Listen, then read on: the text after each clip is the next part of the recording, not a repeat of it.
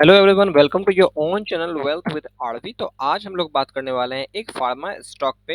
ये वीडियो होने वाली है और डेफिनेटली वो स्टॉक बहुत ही पावरफुल होने वाली है। लेकिन अभी तक आप लोगों ने चैनल को सब्सक्राइब ही नहीं किया है तो चैनल सब्सक्राइब कर लीजिए और बेल आइकन प्रेस कर लीजिए ताकि स्टॉक मार्केट रिलेटेड इन्फॉर्मेशन जो भी हम लोग आप तक पहुंचाने की कोशिश करते हैं वो सब ऑन टाइम आप लोगों को मिलते रहे।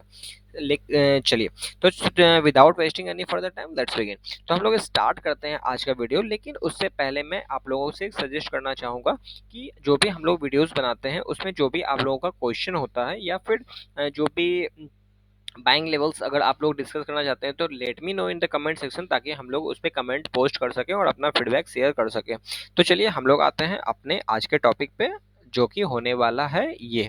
तो कंपनी के बारे में हम लोग बात करने से पहले उसके फंडामेंटल्स को डेफिनेटली हर बार हम लोग चेक करते हैं और हम लोगों को चेक करना चाहिए। क्या क्या चेक करते हैं हम लोग? कंपनी के वैल्यूएशन चेक करते हैं, उसके रिटर्न रेशियोज चेक करते हैं। रिटर्न रेशियोज में हम लोग 5 चीज़ देखते हैं: ROE, ROC, ROA, debt company का देखते हैं, प्रमोटर होल्डिंग देखते हैं। तो ये सब चीज़ हम लोगों को डेफिनेटली किसी भी स्टॉक में इन्वेस्टमेंट करने से पहले हम लोगों को चेक करना चाहिए। तो हम लोग सबसे पहले स्टार्ट करते हैं स्टॉक के वैल्यूएशन के। तो स्टॉक के वैल्यूएशन जानने से पहले हम लोगों को उसके सेक्टर के वैल्यूएशन के बारे में जानना बहुत इंपॉर्टेंट होता है। तो अगर इंडस्ट्री के पी के बारे में बात करें तो इंडस्ट्री का पी जो चल रहा है इस स्टॉक का, इस सेक्टर का 23.4 चल रहा है। और उसी से कंपेयर करें अगर इस स्टॉक के पी को, तो ये स्टॉक थोड़ा सा वैल्यूड है, वो कि 31.6 है। तो इसका मतलब क्या हुआ कि इसका मतलब ये हुआ कि सेक्टर में इसके कंपैरिजन में जो भी स्टॉक है उससे ये थोड़ा सा महंगा है। अब चलिए, महंगा है ये तो अपने को पता चल गया, लेकिन क्या ये महंगा जो है वो अफोर्ड करता है इस प्राइस को? आई मीन कि इस स्टॉक में भी क्या मार्केट इसको, इस स्टॉक को खरीदने के लिए तैयार होगी? वो इसके रेस्ट फंडामेंटल्स हम लोगों को इसको बताएंगे, जैसे कि आरओसी। तो आरओसी क्या है? कंपनी के मैनेजमेंट की इफिशियंसी को दर्शाता है जो कि 24.8% है, 25% बोल सकते हैं, जो कि अपने इन्वेस्टमेंट पैरामीटर से, जो कि मैं आप लोगों के साथ डेली डिस्कस करता हूँ कि आरओसी, आरओई, आरओए, ये 3 पैरामीटर्स हम लोगों को किसी भी स्टॉक में इन्वेस्टमेंट करने से पहले चेक करना है और ये देखना है कि ये 15% से ऊपर है या नहीं। तो 15% से अगर ये ऊपर है तो डेफिनेटली ऐसे कंपनी को हम लोग साउंड फंडामेंटल्स कंपनी बोल सकते हैं। तो आरओसी के लिए ये स्टॉक तो जबरदस्त है जो कि 25% ऑफर करता है।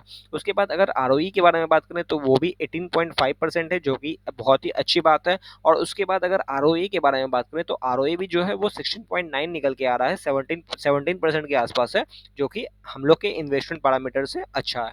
चलिए, अब उसके बाद डेट के बारे में बात करें, कंपनी के ऊपर बर्डन कितना है, डेट कितना है। तो कंपनी के ऊपर 4.74 करोड़ का डेट है, मतलब 4 करोड़ 74 लाख का डेट है। उसी के इक्विवेलेंट कंपनी के पास 3 करोड़ 86 करोड़ का, सॉरी, 3086 करोड़ का डेट, सॉरी, कैश है, कैश, कैश इक्विवेलेंट है ना। तो 3086 करोड़ का कैश ऑलरेडी कंपनी के पास है और मात्र 4000 का 4 करोड़ का डेट है। तो कंपनी के बारे में ऐसा बोल सकते हैं कि कंपनी भैया नेट डेट फ्री है, और नेट डेट फ्री क्या, डेट फ्री ही है। और चूंकि डेट ही है ही नहीं, इसलिए इस कंपनी का डेट टू इक्विटी रेशियो निकल के आता है 0%, जो कि हम लोगों के लिए बहुत ही, एज ए इन्वेस्टर, बहुत ही पॉजिटिव बात है अगर हम लोग इस स्टॉक में इन्वेस्टमेंट करने का सोच रहे हैं तो।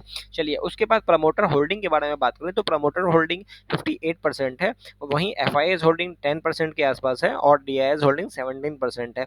मतलब ये हो गया कि मोर देन 85% माल जो है वो स्ट्रॉन्ग हैंड्स में, डीआईएस डेफिनेटली स्ट्रॉन्ग हैंड है और एफआईएस भी स्ट्रॉन्ग हैंड है और प्रमोटर खुद भी स्ट्रॉन्ग हैंड्स हैं।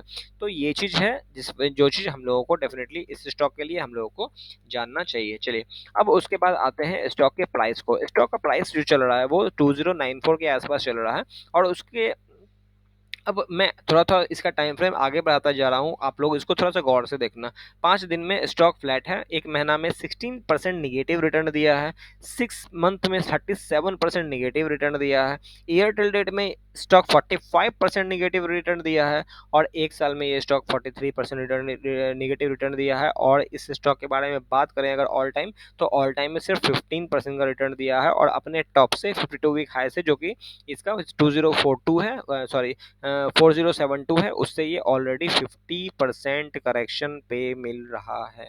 तो ये स्टॉक ऑलरेडी 52% करेक्ट हो चुका है फ्रॉम इट्स 52 वीक हाई, मतलब ऐसा कह सकते हैं कि अपने 52 वीक लो के आसपास ट्रेड कर रहा है। तो चलिए, तो ये बात है। अब कंपनी के फंडामेंटल्स इतने अच्छे हैं अर्लियर डिस्कस्ड, लेकिन इसमें इतनी ज़्यादा पिटाई क्यों हुई? इसमें इसका रीज़न ये है कि इसके क्वार्टरली रिजल्ट्स जो कि हम लोगों को डेफिनेटली देखना चाहिए। तो इसके क्वार्टरली रिजल्ट पे जब हम लोग आते हैं, तो हम लोग देख पाते हैं कि इसका क्वार्टरली रिजल्ट में जो है बहुत तगड़ी पिटाई हुई थी एज पर सेल्स। मतलब सेल्स के बारे में अगर बात करें तो सेल्स इनका बहुत ही गिर गया था as compared to previous quarter, जिसकी वजह से स्टॉक में भी ऑलरेडी पिटाई हो रखी है, जो कि हम लोग इसके प्रॉफिट एंड लॉस स्टेटमेंट में डेफिनेटली हम लोग देख सकते हैं। जस्ट अ मिनट, मैं वो चीज़ आप लोगों के साथ शो कर देता हूँ। Okay, yes, quarterly result. तो क्वार्टरली रिजल्ट में हम लोग देख पा रहे हैं कि जहां मार्च क्वार्टर में 1103 करोड़ का सेल था, वही जून क्वार्टर में 856, मतलब धंधा ही कम करेंगे तो फिर डेफिनेटली प्रॉफिट ज़्यादा कहाँ से आएगा, और फिर रेवेन्यू कम हो जाएगा तो फिर और सारा चीज़ पूरा धंधा ही नीचे चला गया तो फिर पिटाई तो लगना ही है। तो इस ये मेन रीज़न था जिस वजह से स्टॉक में अच्छा खासा गिरावट हुआ था। लेकिन इस स्टॉक में जो गिरावट ऑलरेडी हो रखा है उसके बाद क्या करना है? तो इस स्टॉक में हम लोग देख पा रहे हैं कि इस स्टॉक में लास्ट ट्रेडिंग डेज में 60% का माल उठाया गया है एज ए डिलीवरी। अब लास्ट क्वार्टर में तो अच्छा डिलीवरी है, और पिछले लास्ट 2 वीक्स के बारे में बात करें, पिछले 2 वीक के बारे में बात करें, तो ये 2 वीक में हम लोग देख पा रहे हैं कि 60%, 80%, 61%, 81%, 78%, 72%, 65, 52, 61, मतलब ये हो गया कि मोर देन 70% का एवरेज है इन लास्ट 2 वीक्स। मतलब 70 हर दिन 70% से ज्यादा माल एज ए डिलीवरी उठाया जा रहा है इस स्टॉक में।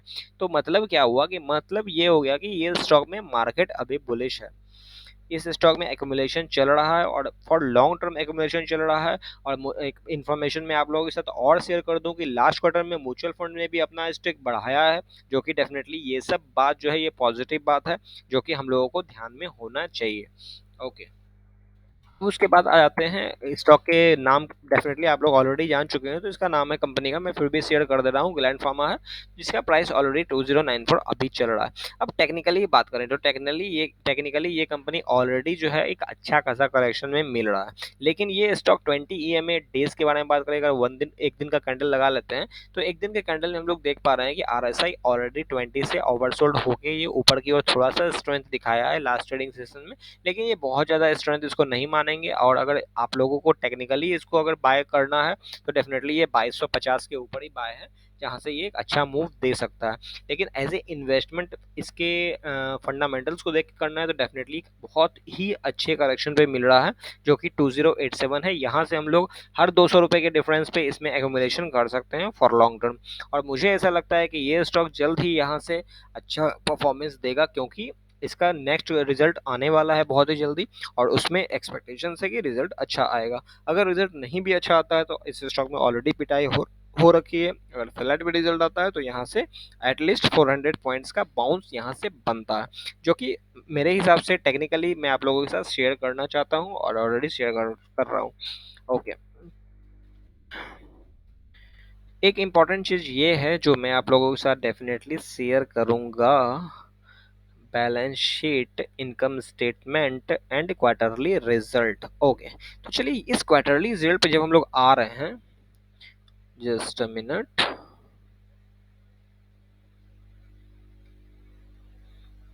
ओके, ओके, क्वार्टरली रिजल्ट पे जब हम लोग आ रहे हैं तो हम लोग देख पा रहे थे कि एज ए बिजनेसमैन, मैं एक छोटा सा बिजनेसमैन हूँ, एज ए डिस्क्लेमर मैं आप लोगों को इसका शेयर कर रहा हूँ ये चीज़। तो यहाँ पे हम लोग देख पा रहे हैं कि पिछले क्वार्टर में देखिए मार्केट को तो ये रिजल्ट खराब लगा था, मेरे को लेकिन रिजल्ट फ्लैट टू अच्छा ही लगा। क्यों? क्योंकि इनका सेल्स के बारे में बात करें तो सेल्स इन्होंने 1103 CR किया था इन मार्च, जिसमें इन्होंने प्रॉफिट लिया था 285 का।